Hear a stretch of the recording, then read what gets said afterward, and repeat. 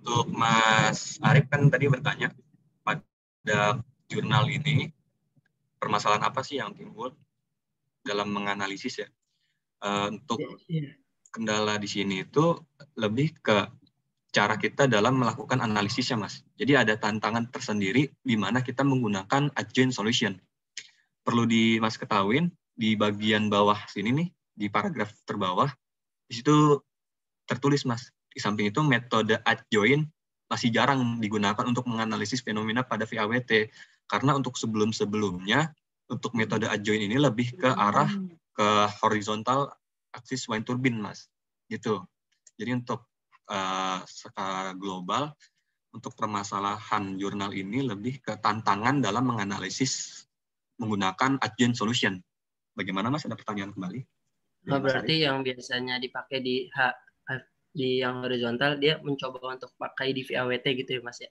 Ya, jadi ada tantangan, Mas.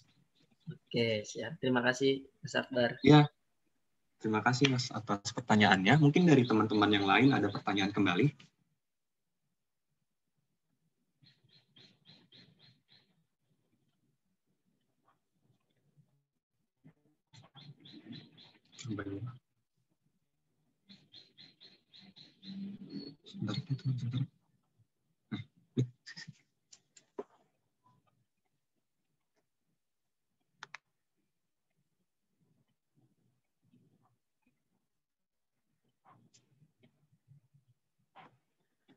Ya, mungkin dari teman-teman di sini udah nggak ada pertanyaan lagi. Bagaimana, Pak? Apakah boleh saya kembalikan kepada Bapak? Mas Akbar, saya mau nanya. Oh iya, Mas Cornelis. Silakan. Ya. Nah, tadi kata Mas Akbar kan menganalisisnya airfoil blade wind turbine itu pakai metode adjoint ya. Nah, Ya. itu alasan gunain metode adjoint itu apa sih?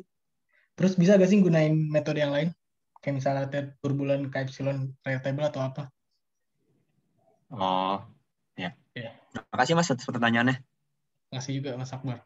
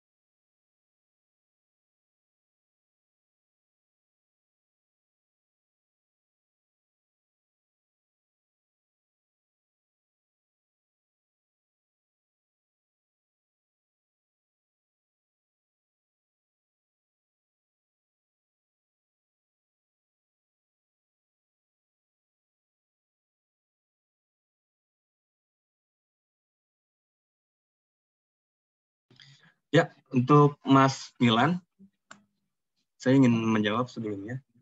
Untuk metode selain menggunakan adjoin ya, metode adjoin itu salah satunya yang tertulis di literatur ini. Pertama yaitu menggunakan studi literatur, Mas. Selain studi literatur, itu juga bisa menggunakan pendekatan eksperimen. Selain pendekatan eksperimen, kita juga bisa menggunakan respons surface method atau menggunakan segitiga kecepatan. Bagaimana input dari kecepatan atau nanti outputnya. Itu mungkin bisa melihatnya dari respons surface metodenya. Dan mungkin dari keempat itu metode optimasi atau lebih ke algoritma genetikanya. Nah, untuk kebetulan di sini itu menggunakan poin yang kelima, adjoint atau differential expression. Jadi itu Mas, metode selain menggunakan adjoint solution ya. Bagaimana Mas Milan? Iya, Mas Akbar. Ya, terima kasih banyak Mas atas pertanyaannya. Mungkin dari teman-teman yang lain ada pertanyaan kembali.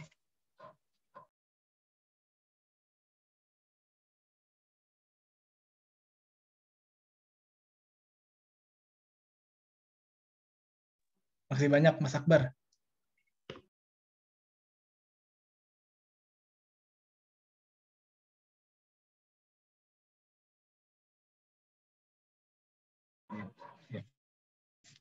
Ya, mungkin kalau misalkan sudah tidak ada pertanyaan kembali, saya kembalikan kepada Pak Damora. Ya, izin Pak. Ya, jadi yang pertanyaan tadi dicatat di sini di PPT, di PowerPoint, kemudian jawaban yang disampaikan juga dituliskan di situ di PowerPoint. Lalu setelah semuanya dilengkapi, kemudian upload di Edmodo, beserta video yang direcord, yang direkam tadi.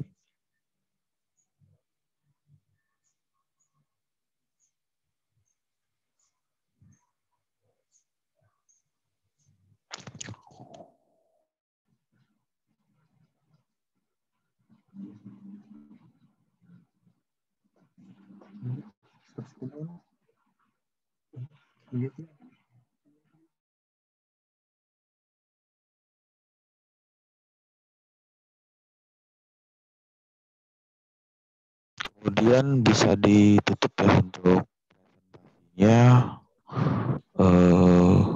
untuk presentasinya, untuk tutup presentasi dari kelompok yang presentasi barusan. Ya baik, mungkin sekian presentasi dari kelompok kami. Kurang lebihnya mohon maaf. Assalamualaikum warahmatullahi wabarakatuh.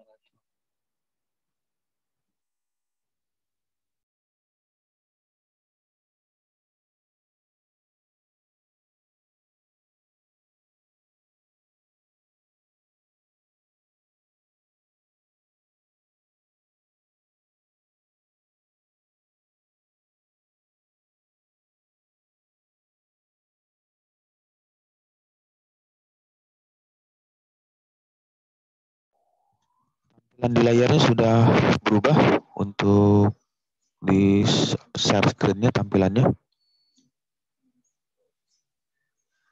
Sudah Pak. Ya, jadi melanjutkan yang tadi, setelah presentasi tugas kelompok, saya akan masuk ke materi di minggu ini. Ada beberapa hal yang akan kita ceritakan atau diskusikan, nanti bisa menuliskan pertanyaan di kolom chat atau bertanya langsung dengan mengaktifkan di bagian on mic-nya, dengan mengaktifkan on mic-nya jika ada yang ingin ditanyakan. Ya, ini untuk mata kuliah aplikasi CFD. Aplikasi CFD itu adalah toolsnya software ya. Software, banyak sekali softwarenya. Salah satunya adalah ANSYS Fluent. UPN Veteran Jakarta sudah mempunyai license resminya untuk software ANSYS Fluent. Jadi nanti Anda bisa menggunakan software tersebut untuk keperluan akademik maupun keperluan riset atau keperluan penelitian yang nanti bisa pergunakan software tersebut untuk melakukan desain atau melakukan rancangan atau melakukan analisa yang berhubungan dengan mekanika fluida atau fluid mekanik fluida yang bergerak. Kemudian di software tersebut selain mensimulasikan simulasi aliran fluida, juga bisa mensimulasikan transfer perpindahan panas. Lalu di minggu ini kita akan menceritakan atau membahas mengenai metode simulasi untuk case konveksi atau proses perpindahan panas secara konveksi. Jadi perpindahan panas itu ada 3, ada perpindahan panas secara konduksi, kemudian perpindahan panas secara konveksi, dan perpindahan panas secara radiasi. Di CFD ini bisa memperkirakan atau memprediksi bagaimana distribusi panas secara konveksi maupun secara radiasi. Kemudian juga bisa memperkirakan bagaimana proses perpindahan partikel fluida melalui media yang berpori. Jadi ada media berpori itu contohnya seperti busa atau kain, katun. Jadi Anda bisa bayangkan air berjalan atau merambat melalui kain basah. Jadi kalau menggunakan baju kaos, kemudian baju kaos tersebut terkena cipratan air, katakanlah air hujan atau air tersiram, lalu bagaimana perambatan partikel dari fluida tersebut sehingga bisa merambat ke seluruh media yang berpori.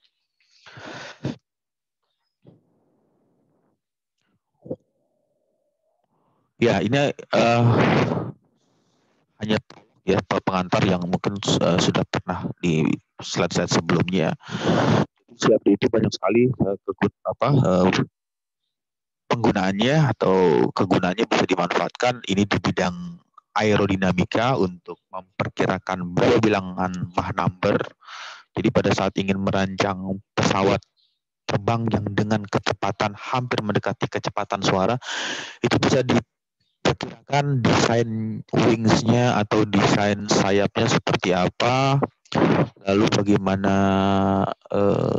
bodi atau bentuk dari pesawat tersebut sehingga dia bisa ketika dia terbang ke udara, kecepatan yang diberikan itu mendekati kecepatan suara.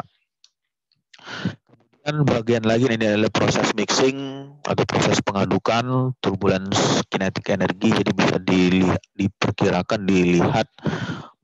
nilai TKE, turbulence kinetic energi, untuk proses mixing atau pencampuran antara dua fluida yang berbeda. Jadi ada fluida yang berbeda, katakanlah misalkan ada minyak dicampur dengan yang lain, atau misalkan water, air dicampur dengan cairan kimia yang lain. Itu bisa nilai TKE-nya atau turbulent kinetic energi. Kemudian di yang lain CFD juga Anda bisa pergunakan untuk menganalisa bagaimana bentuk blade atau bilah dari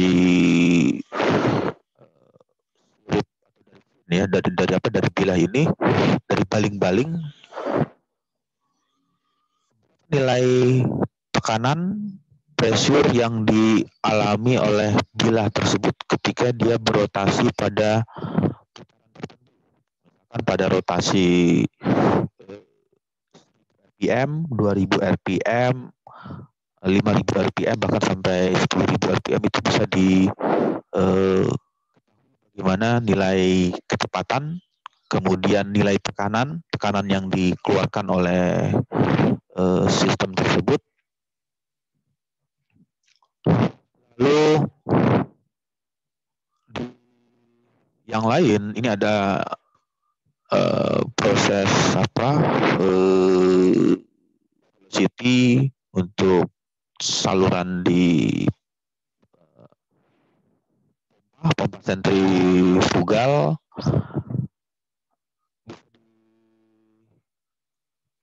Kira-kira berapa nilai tekanan yang akan keluar di saluran ini, di saluran keluar. Dengan cara apa ya? Dengan cara menentukan dulu terlebih dahulu boundary condition-nya, kondisi batas yang ditentukan, lalu mendefinisikan berapa putaran dari bilah tersebut atau putaran dari sudu pompa tersebut, berapa besar putarannya. Kemudian fluida apa yang dipergunakan, apakah fluida cair dengan nilai viskositas berapa, misalkan fluida minyak dengan fluida air, water, itu kan berbeda nilai kecepatan dan nilai tekanan yang dikeluarkan. Dan yang lain, computational fluid dynamics juga ada beberapa yang biomedical, TBM, teknik biomedical engineering, di bidang medis atau di bidang kesehatan, di bidang kedokteran, itu kita bisa memprediksikan bagaimana kecepatan darah atau blood yang mengalir melalui pembuluh darah. Jadi kalau ini diilustrasikan atau ini adalah hasil simulasi di bagian ini adalah hasil simulasi dari CFD, computational fluid dynamics, mengetahui bagaimana garis alir yang terbentuk ketika pembuluh darahnya itu berukuran atau dimensinya seperti ini. Jadi bisa diketahui berapa nilai tekanan yang dialami atau yang diterima oleh dimensi di bagian ini, di bagian laluan fluida, lalu berapa nilai kecepatan. Kenapa hal itu perlu diketahui ya? Dengan mengetahui apa nilai tekanan darah, apakah berdarah memiliki tekanan darah yang tinggi atau tekanan darah yang rendah, karena itu akan berpengaruh terhadap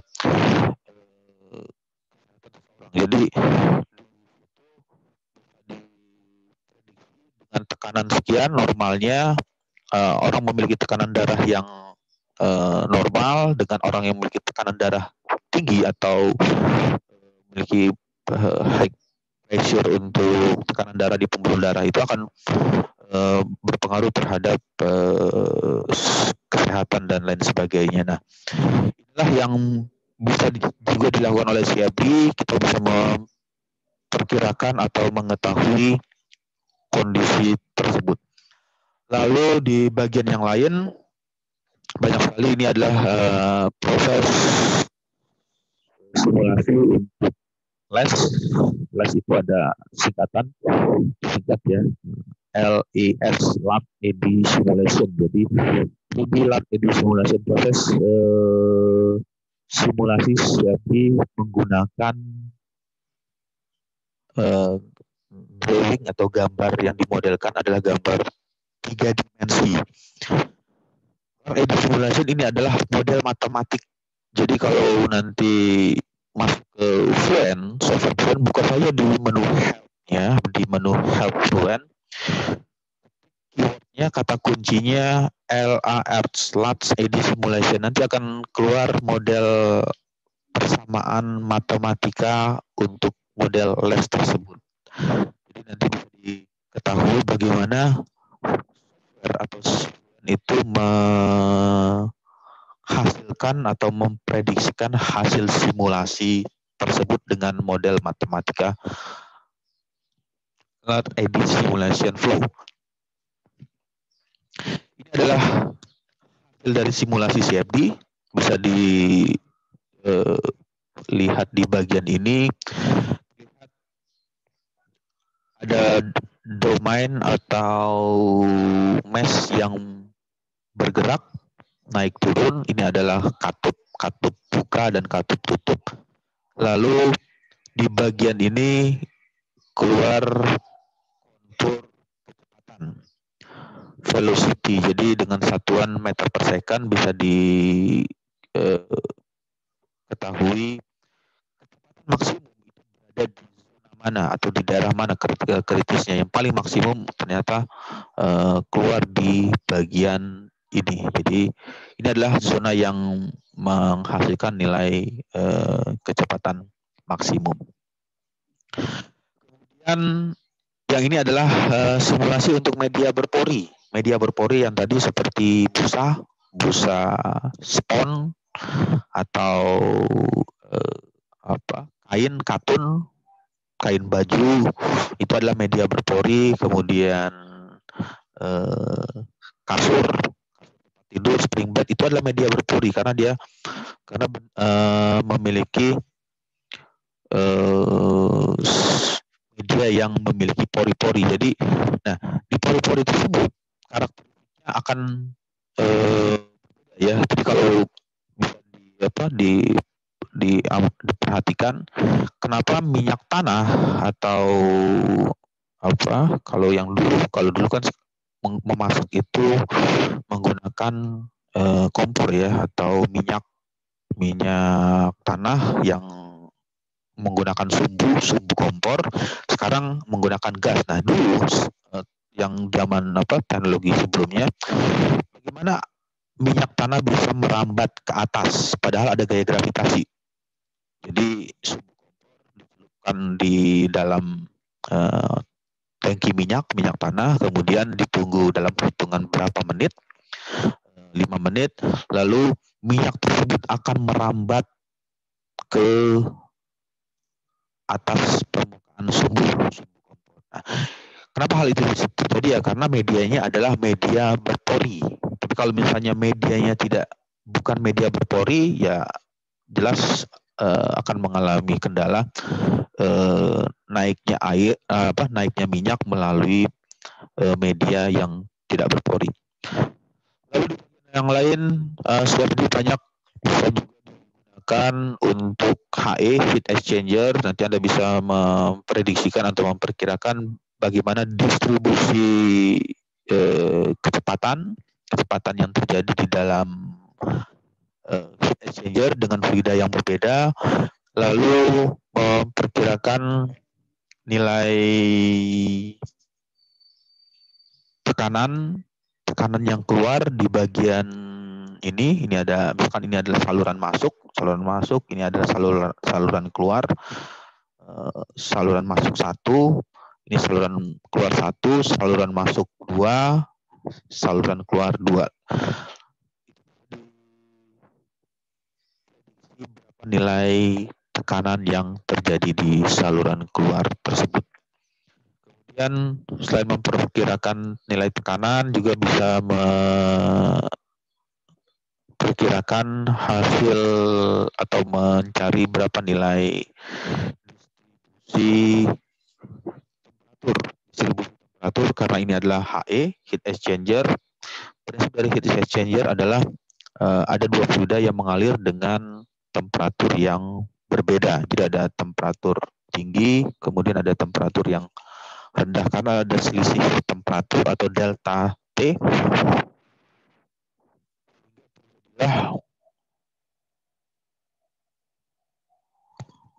perubahan temperatur tersebut.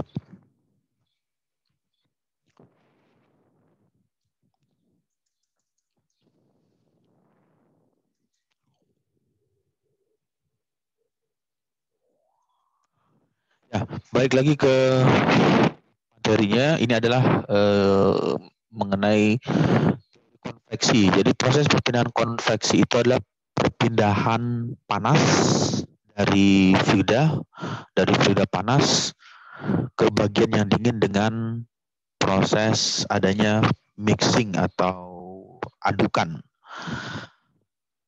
Hal yang paling sering dilakukan proses ini adalah ketika proses memanaskan air.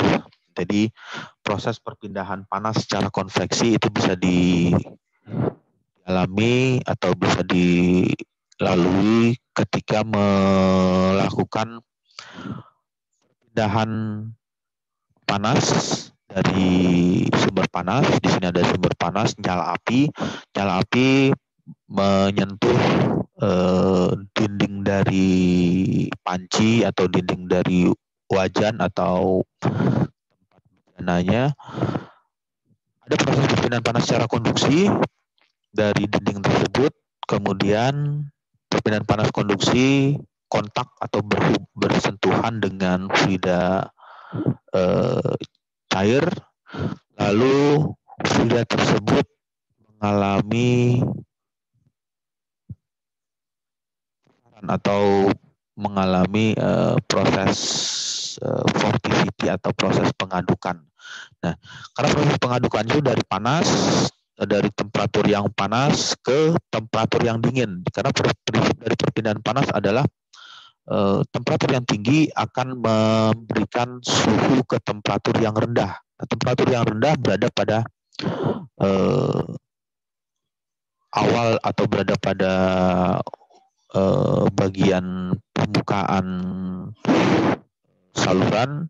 Di bagian dasarnya itu temperaturnya panas sehingga terjadilah pusaran.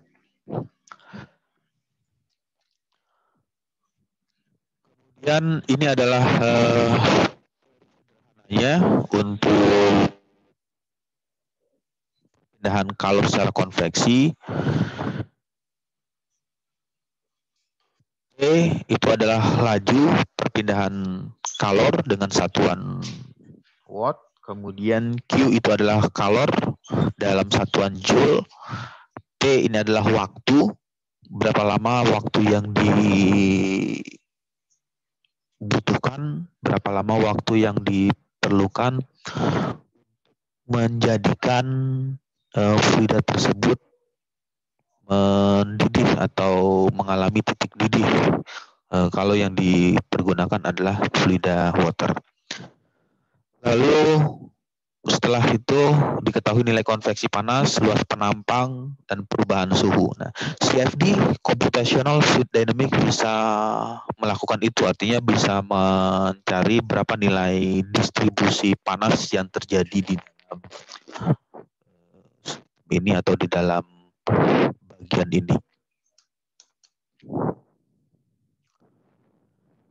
Kemudian kalau yang tadi ada perpindahan panas secara konveksi, CFD juga bisa memperkirakan atau memprediksi perpindahan panas yang terjadi secara radiasi. Jadi perpindahan panas secara radiasi itu bisa dimodelkan, bisa disimulasikan menggunakan CFD, Computational Fluid Dynamics. Di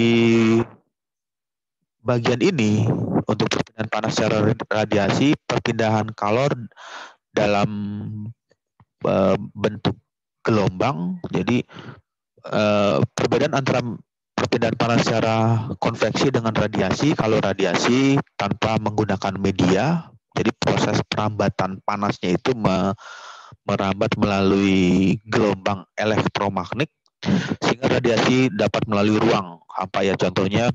Perpindahan panas secara radiasi itu adalah panasnya sinar matahari.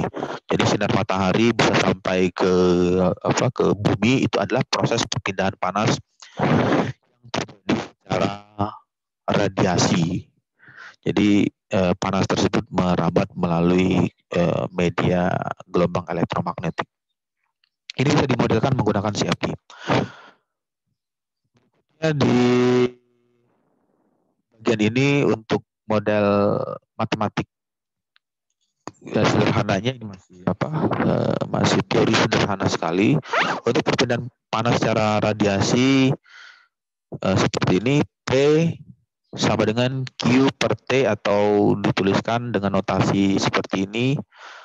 Ini adalah ilustrasinya. Ini ada bumi, kemudian sinar matahari. Jadi sinar matahari tersebut bisa sampai ke permukaan bumi dan panas matahari bisa sampai ke permukaan bumi. Itu terjadi terjadi secara radiasi, perpindahan panas secara radiasi. Ini adalah nilai keterangan untuk nilai laju perpindahan kalor dalam satuan watt, kemudian Q kalor adalah kalor dengan satuannya waktu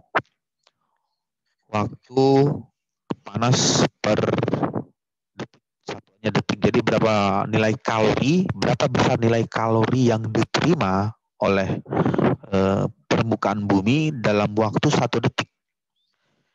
Diperkirakan atau bisa dimodelkan menggunakan CFD. Jadi CFD bisa mensimulasikan perpindahan panas secara radiasi. Contoh lain perpindahan panas secara radiasi, misalkan Anda kalau ingin mensimulasikan bagaimana proses masaknya bakar atau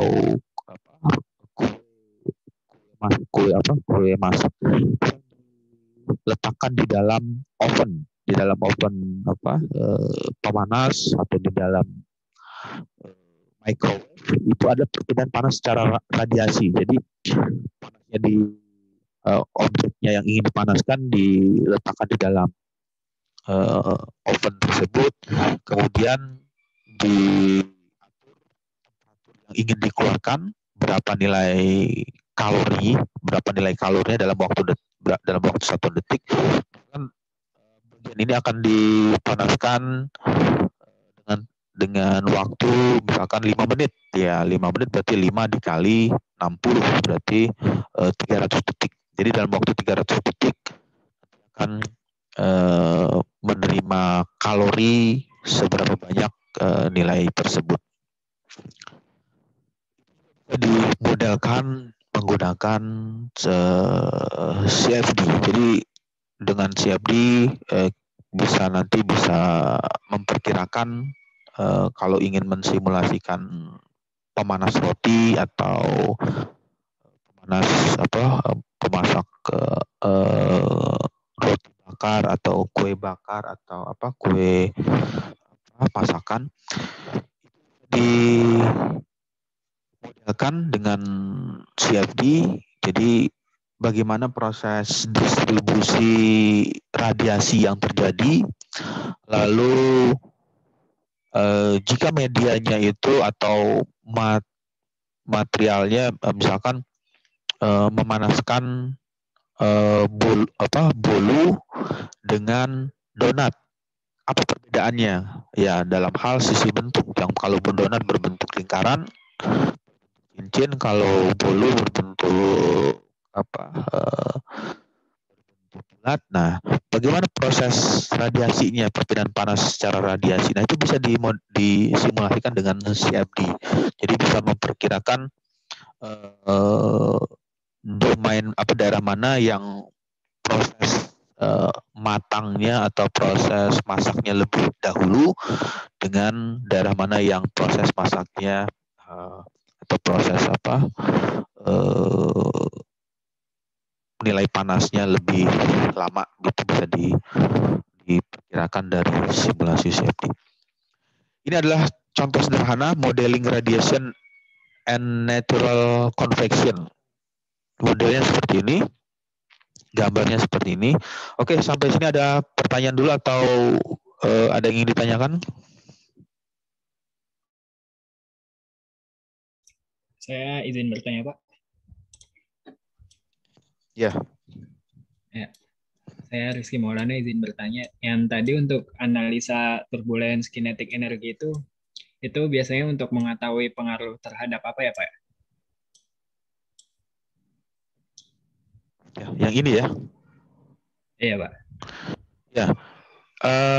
Turbulence kinetic energi. Jadi Fluent software sebut aja software CFD ya, karena software CFD itu banyak, ada solid workflow simulation juga bisa mensimulasikan. CFD dynamic menampilkan atau bisa mengeluarkan kontur TKE, turbulent kinetic energi, kalau disingkat TKE, turbulent kinetic energi. Kegunaannya apa? Kegunaannya turbulensi itu artinya acak.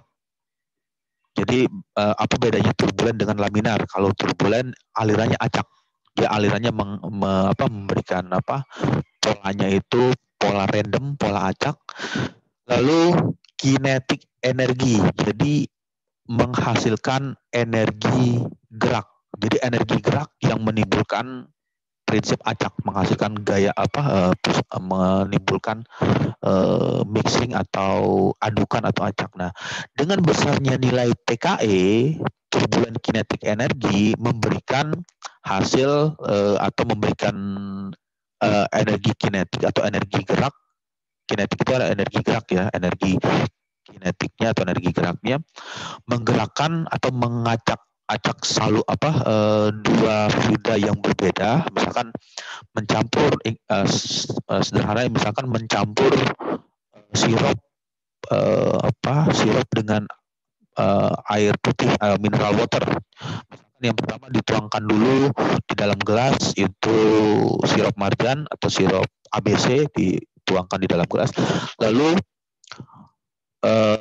di bagian dasar itu ada sirup, di atasnya dituangkan air putih, mineral water. Lalu kemudian diambillah pengaduknya berupa sendok. Kemudian sendok itu akan diaduk ya, diputar searah jarum jam atau berlawanan jarum jam, maka akan menghasilkan nilai TKE, turbulent kinetic energy. Nah, nilai turbulent kinetic energy itu bisa dikeluarkan oleh CFD. Semakin besar nilai TKE, semakin besar nilai turbulent kinetic energy, berarti pengadukannya itu memberikan keacakan, memberikan mixing supaya pencampurannya bisa terjadi secara uniform, semakin tinggi ya. Bisa dibayangkan misalkan mengaduk sirup dengan air mineral water, yang satu mengaduknya dengan pelan, adukannya pelan, yang satu